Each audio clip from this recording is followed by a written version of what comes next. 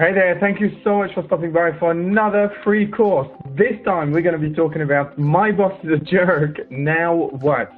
Now, jerky bosses, bosses that are morons are a natural occurrence, unfortunately a natural occurrence. So we're going to be talking about, how to handle this, and that's very, very important, okay? The first thing that I want to share with you is the step one, really, which is really make sure that you're not the one with the problem, okay? As a career coach, I've spoken to so many of my private clients because and discovered that in the beginning, I helped them identify that they might be creating the problem in the first place. And that most people don't actually realize they do that. And it's very, very important that you seek sort of an objective advice, someone that's impartial, that can help you see if you're creating the problem. The more you create the problem, and the more your boss is going to be a jerk. So it's not going to help you. You're going to feel like you don't like your job, and that's not what you want to do either. So the first thing, before we start talking about what you can do to tackle the jerkiness of your boss, the first thing is to really, really seek someone that's sort of impartial, that can really tell you, hey, you know what? You're being a jerk sometimes. Because look, when you say that, of course it's annoying. Oh, really? I didn't realize this is irritating. Oh, okay, I see what you mean. And when you do that every day, of course you're doing this. And when you do that, etc., etc. Does it make sense? So that's very, very important. Is to start with yourself. You know, when someone, works with me when it comes to career coaching, I always tell them the truth, which is we can't change your boss. We have to change you. We have to change you so that it affects some sort of changes to your boss. But the first thing to identify is whether or not you're creating or exaggerating or exacerbating the problem. Okay, so that's the first step. I want you to really, really be clear about it, because sometimes it's actually, people that are not, they think that their boss is not seeing them, or they say things on autopilot. They don't realize that this thing is actually extremely irritating for a manager or whoever. They behave in a certain way. It's part of their habit, their daily habit, so it's routine. So it's completely routine. And that's why they don't actually pay attention anymore.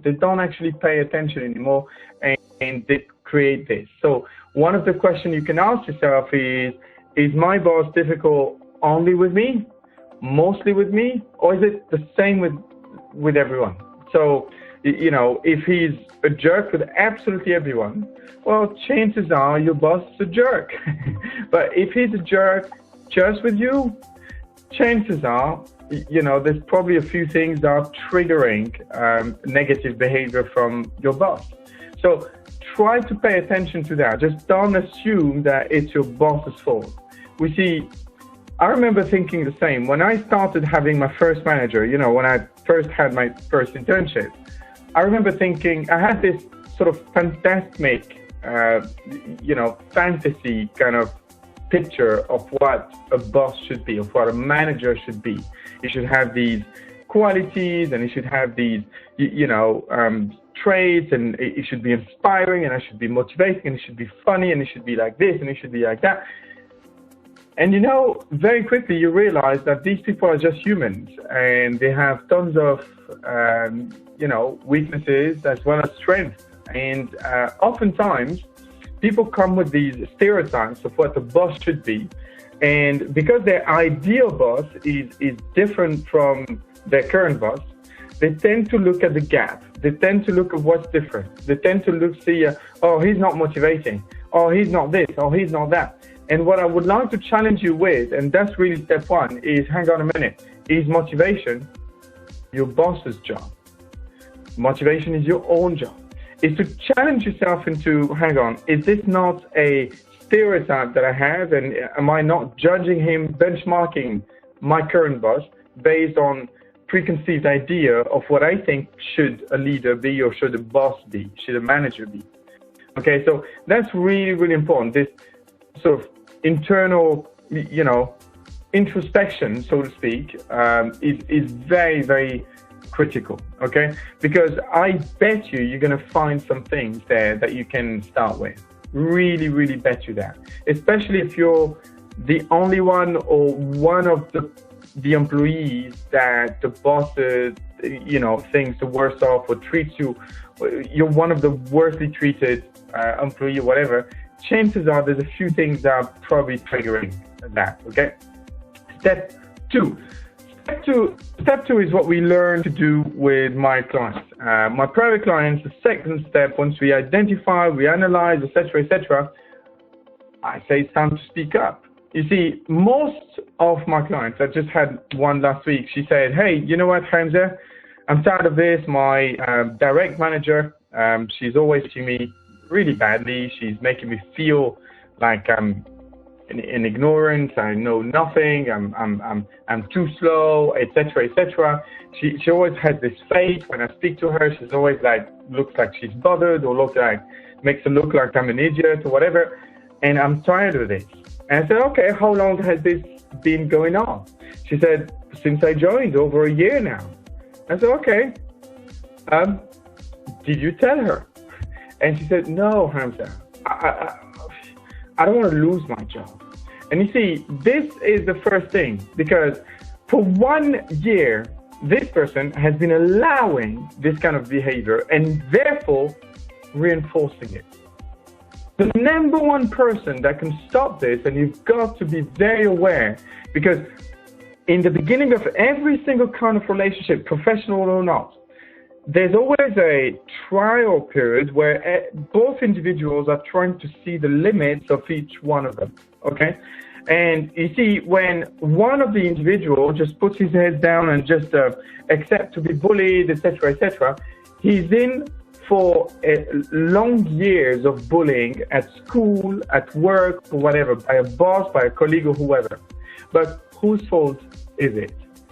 Sometimes you've got to speak up. And the definition of a coward is really someone, and every time I use this with my clients, they find the word really, really too tough.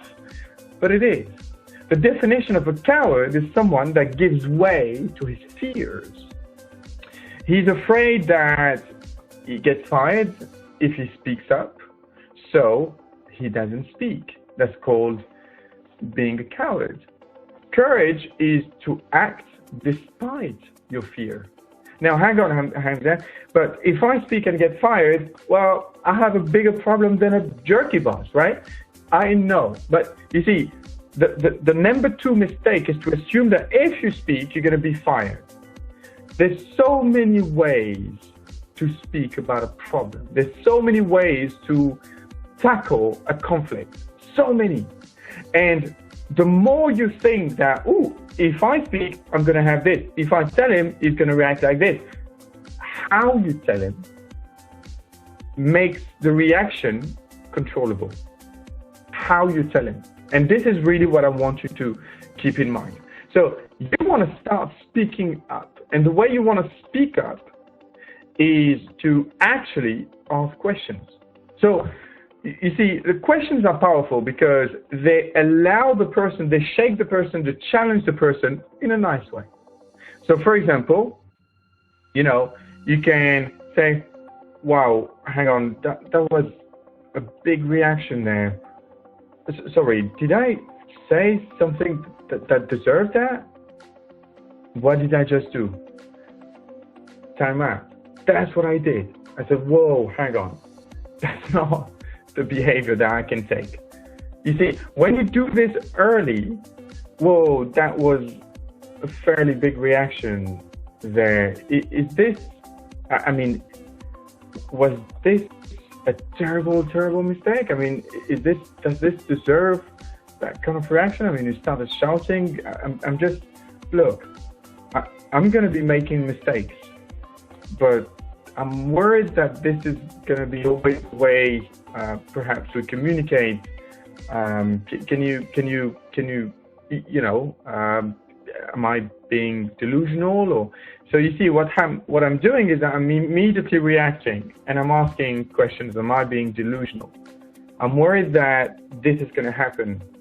I feel like you always think I'm silly or stupid. I can see it in your face every time I speak to you. Am I imagining things? I just wanted to obviously, speak about this. I think it's better. I hope you don't mind. No, I think it's fine. And people can express themselves. They can tell you, no, absolutely not. Listen, you're one of the smartest person ever. I've been told so many times that my facial expressions sometimes don't express what I want them to express. No, but please don't take it personally at all. I absolutely value your contribution. I'd be deprived if you don't. Now, wouldn't that be an amazing outcome? Yes, it would, Hamza, but I never speak to my boss. I never challenge my boss. He's the boss. You see, this view of he's the boss, so I shut up. You create this. When you create this, when you come with this stereotype, when you come with the fact that, hey, he doesn't want to hear anything about me, he's right, I'm wrong, shut up. You creating the very problem in the first place. Maybe he doesn't think that. Maybe he doesn't think that. So another element when you speak to him, and you actually speak to him nicely, try to avoid words like always, never, you never do this, you always treat me like this. That is weak. Come up with specific example. I'll give you an example. Yesterday, it was just spelling mistake on the email, and you started shouting. Not only that, but it was in front of absolutely everyone.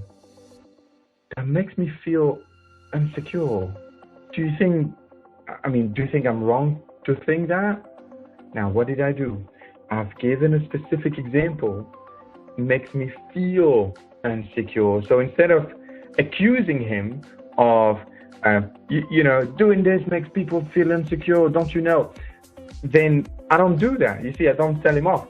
I'm feeling, and the feeling is not something they can negotiate on, because you feel is you. You're free to feel anything you want.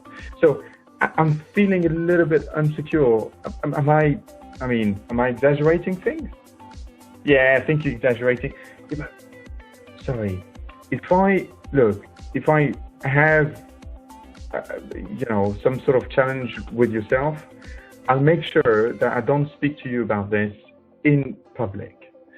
Because there's no point. Okay, I'll speak to you. I promise I'll speak to you as well without raising my voice. Do you think that's too much to ask for us both to treat each other like this? Because that's what I want. That's how I want to be treated as well. Is this too much to ask? Please tell me now. So this is done in the very beginning of the relationship, when you join the company, at the first bad behavior, okay? Please keep in mind, a manager learns from the feedback he receives. I remember when I started being a manager, I was a jerk. I have to be honest with you, I was such a jerk. I'm so ashamed. I mean, if you speak to people that were working with me at the time, they wouldn't call it a jerk. They would say, it's fine, we knew that you started, it's true. But truth is, when you become a manager, no one actually gives you a book, a manuals or training. Most companies don't actually train you to become a manager. Managing people is completely different. Managing women and men is completely different. Managing depends on the culture, depends on how you have been managed. And no one actually shows you that. If you have been managed badly, if you're in a company where you have been managed badly, chances are you're going to be reproducing that. If that's the company culture, whose fault is it? Not necessarily your manager. You see, I'm a firm believer that if I was able to overcome these early hurdles as a manager and actually, tune in with what my team needed the most, it's thanks to my team. It's because one of the first things that I always done is to ensure that people can talk, and they were rewarded and praised and empowered when they talk, instead of me going at them. And you see, if it wasn't for a few people that were courageous enough to tackle me, maybe I'd be still a massive jerk. I don't know. You see, a manager learns from the feedback he receives. One of my client. She's a lady, and she said to me, Hamza, honestly, when he said that, I wanted to cry. So what did you do? Nothing. I just listened. I cried in my car on my way home. I said, oh my God, why don't you cry? Why? Because you see, when we react emotionally, as long as it's not hysterical. Now, don't you say that Hamza said we have to be emotional. No, emotional as long as it's not hysterical. But if something saddens you, if something angers you, react to it. If you want to cry, cry. So what? If something is really abusive, cry. Make it public.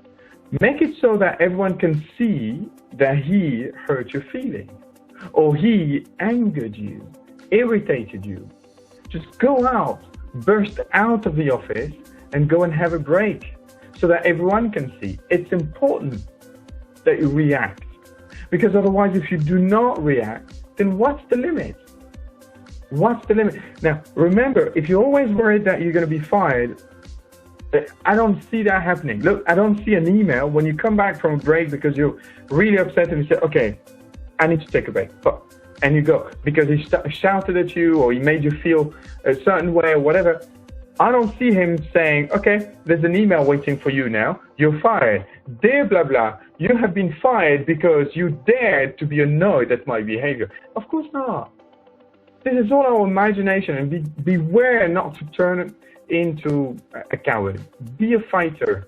Make sure that you don't get bullied by people that are stronger than you or even at the same level or even lower. It doesn't matter, okay? A manager has so much influence on you. There's an amazing study conducted by a newspaper and taken over by Harvard Business Review professor, The study conducted by the newspaper in the US was about, saying that if you reply back, if you answer back, if you fight back, a negative behavior from your boss, you would feel better. Why? Because the chances are you're not going to feel like a victim. You're going to feel like a fighter. But don't go hysterical. Use techniques like questions, silence. Just be very meticulous on how you tackle things.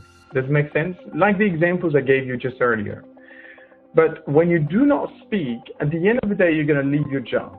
At the end of the day, a bad boss can make you depressed, can make you angry, go home and be angry at, your wife, your entire family. What's the point? What's the point? So that's very, very important. Don't be a coward. If there's something that's wrong, just say, hang on. Can we talk? Yesterday when you said that, I actually lost sleep. I couldn't sleep and I wanted to speak to you about this. Is that okay, by the way, to speak to you about this? Yeah, sure, it's okay. Yesterday when I asked you, why did you do a face? You just were like, I don't know, I just felt like I was stupid when you did the face. What do you mean? No, I didn't see your face. Yeah, you did that. I mean, look, just want to know, do you feel I'm stupid for asking questions? Because I feel like every time I ask you a question, you make me feel like I know nothing. It's like I'm paying a price every time I'm asking you a question. Is it me being delusional? I prefer to be very transparent and speak to you when something is in my mind, because I know it can sort of interfere with my work. And I don't want this. I want to clear things up between us. Is that okay? Yeah, sure. But honestly, you're imagining things. Okay, go on imagining things. But even if that wasn't true, even if you're not imagining things, that's true. The way you are feeling is fact. The manager is going to keep this in his mind. He's going to say, whoa, wow, she actually saw that. Wow, he actually saw that. Wow, I'm actually making me feel, unsafe, insecure, and sort of, I'm putting him down, basically. He's going to take notes of this. Remember, a manager learns from feedback, okay? Please keep this in mind. And the final thing is that, look, you can choose to wait some more and try different techniques if you speak up. In most cases that I've seen, most of my private clients things got drastically better when the two were aligned. When my clients realized that, yes, some of the things that she was doing or they were doing were maybe irritating the boss a little bit, and that perhaps she could tackle the rest of it, the other part, to come to an agreement. Okay? She found that she fell in love with her job again, and she loved her job and she stayed. But if the boss is not great, look, there's bosses that have been bosses since a month and they're still learning, okay? Or since 10 years and they're still behaving like they have no experience in managing people. There's bosses that absolutely abuse of their boss sort of status, okay? And there's all sorts of bosses. There's bosses that completely put people down, that don't empower them, that never think that they are doing a good job. They always pick on the negative things. There's all sorts of bad bosses. The third part is obviously, wait a little bit, because a boss learns from feedback. Remember that a boss, is not born a boss. He's not born a manager. Managing, leading people is something that you learn on the job. There's no manuals. It depends vastly on the way you think, the stereotypes, on the way you've been managed yourself, on the company's culture, etc., etc. So a manager is here to evolve as well, to grow with his team. And sometimes, please be aware that if a manager is just a brand new manager, you can't really sort of benchmark him against sort of managers that have been managing people for 10 years, for example. This is really, really important. So the choice you always have is to either sort of tackle this in a diplomatic way, very much diplomatic way, with questions, with expressing how you feel, how it demotivates you, etc., etc. But at the same time, making sure that you speak up. You speak up, okay? So if some sort of behavior is not acceptable, if you feel like crying, cry. If you feel like, you know what, I need a break, and you go away and you have a break, or you feel like you want to just not talk and sort of express that this is off limit, that this is crossing the line, then be so. It's completely okay. And what I want you to do is to start expressing this, because the choice you have on step 3 is either to wait a little bit to see things if things are changing, or look for another job. The reason why people quit a job is rarely because of a company, sometimes a little bit about the culture, but most of the time they quit a boss. They quit a manager. And this is, as a manager myself, is one of the most difficult things to admit, to accept. But the truth is, they quit a manager. A manager can't fit with everyone. It has a certain way of doing things, and it's not necessarily that he's a bad manager or not, but sometimes it doesn't work with the person.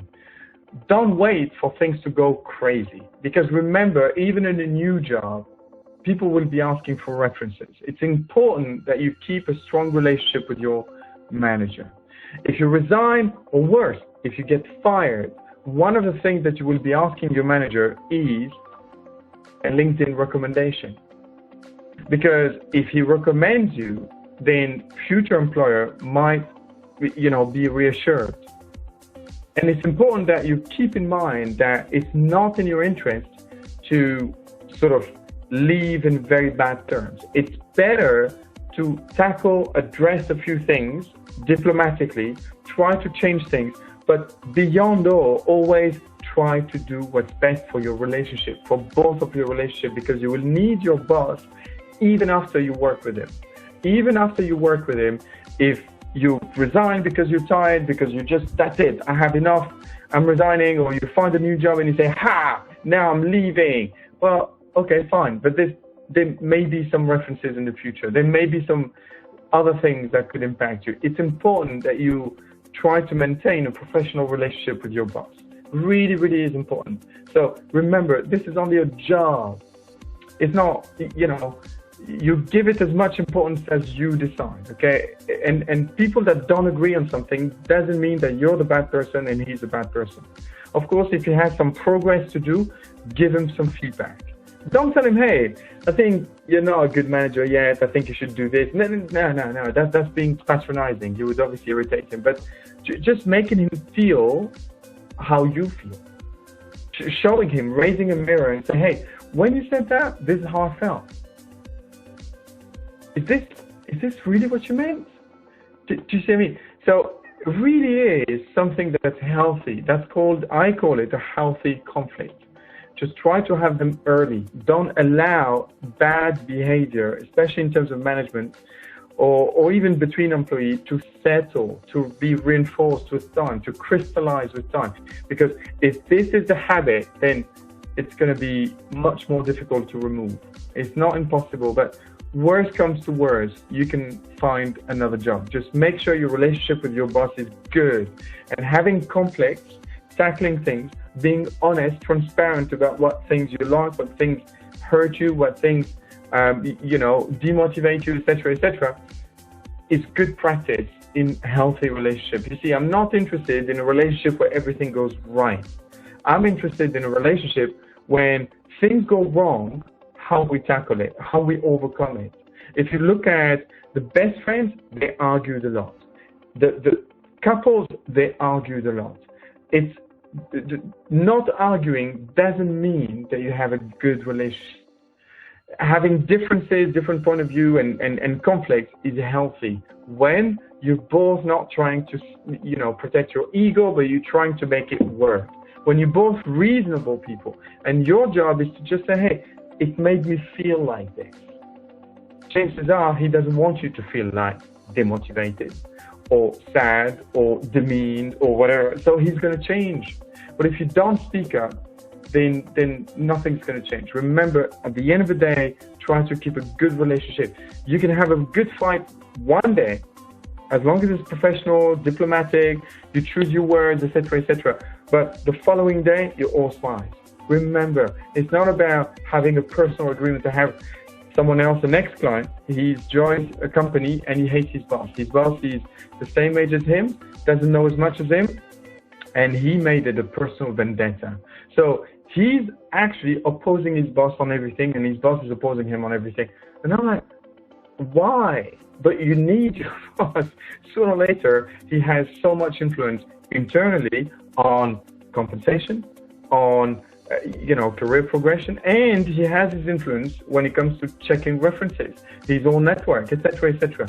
You don't want to be against your boss. So if all this doesn't work, look for another job.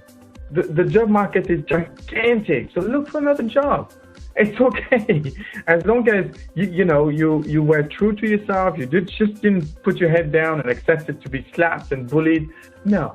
That's the first thing that you want to do, is to say, hey, these are my limits. I'm going to tell you guys every time you cross the line, okay? And that's it. I'm going to tell you nicely. I'm going to tell you seriously, because that's not something I want to occur, and people will understand. This is how you build strong relationships. I hope this was helpful. My name is Hamza Zawadi. I'm a career coach. You can find tons of videos on nameyourcareer.com, and you can subscribe to my YouTube channel as well. It's Name Your Career, as the name suggests, and just find the same group as well on Facebook. So it's a Facebook group called Name Your Career, and don't hesitate. Looking forward to speak to you. I hope we can get some comments. I would love to know what you're thinking, if this has helped you, gave you a new perspective, or if you think that I forgot to talk about something really, really big and important, just let me know. I will create a future course for you, of course. Yalla, speak soon. Thank you so much for all those who are sharing and commenting and really being active, because that counts. That makes me feel like, I'm doing it for you guys. So thank you so much, and we'll speak soon. Bye-bye.